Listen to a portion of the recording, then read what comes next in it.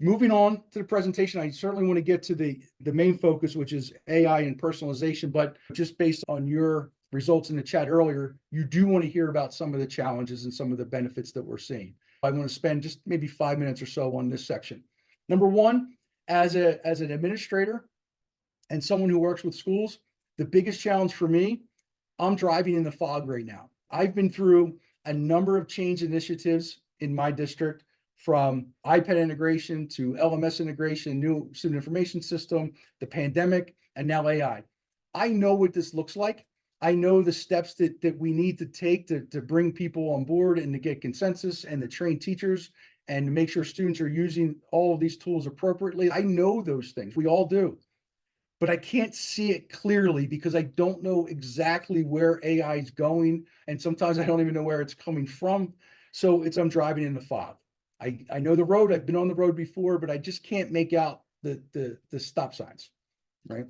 The second thing, a challenge for me and everybody for that matter, is AI is not perfect and it's built with bias.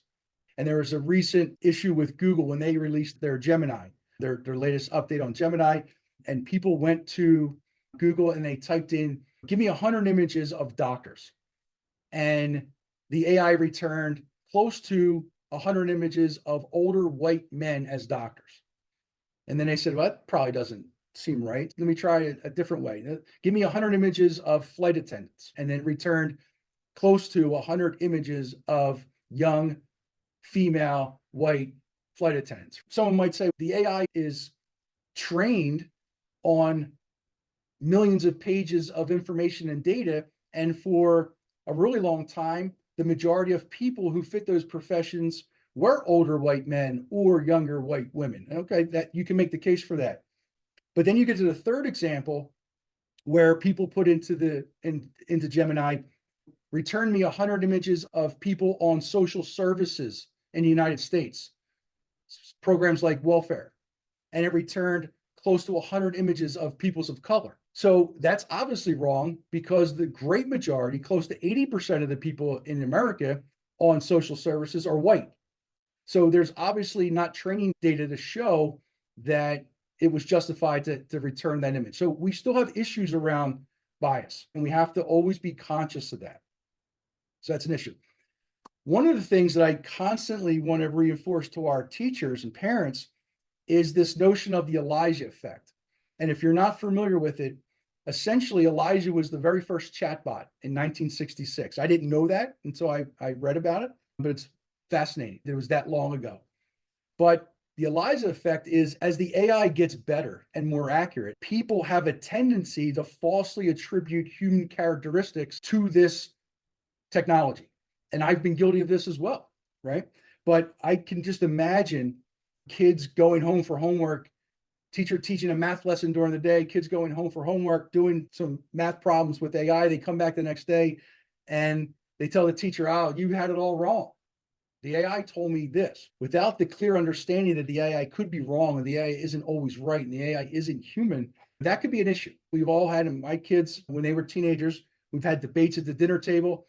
And I'd say, where did you find that information? On the internet? It's true. So I can imagine how difficult that conversation is going to be in the future, where it's not just the internet, it's AI and all the millions of pages of data that encompasses it.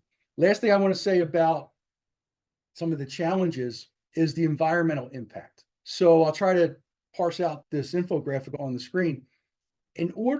So when ChatGPT 3 was going through its training modules, the energy and the impact to the environment was so extreme that they started to measure the CO2 output of this. ChatGPT, just to be trained, produced as much CO2 as 112 cars driving on a highway every single day for a year. That's crazy, ridiculous, the amount of environmental impact.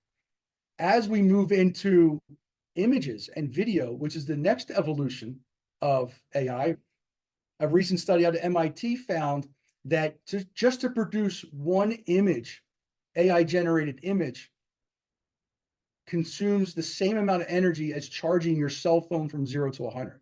So this is one area that's often overlooked that we certainly have to get ahead of, If not, then all this productivity and efficiency will be for nothing because we're just ruining everything that we've built up trying to protect the environment over the years.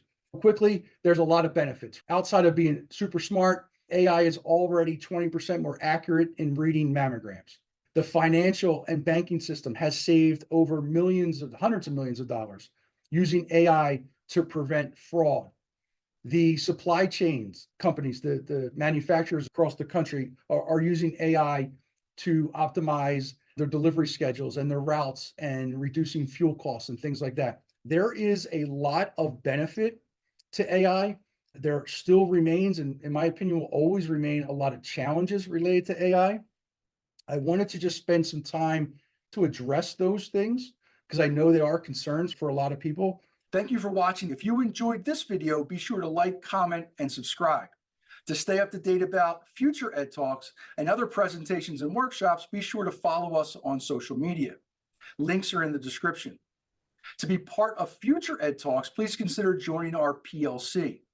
It's as easy as visiting edvative.com and signing up for our weekly newsletter. From there, you'll have access to our educator community that shares best practices, brainstorms solutions to common challenges, and is passionate about building upon each other's ideas. You'll also have numerous opportunities for professional growth. From webinars to workshops to networking events, we'll keep you abreast of all the latest trends and give you the skills to implement them effectively. Again, thank you for watching. And remember, the hardest part about change isn't adopting a new mindset, it's letting go of the old one.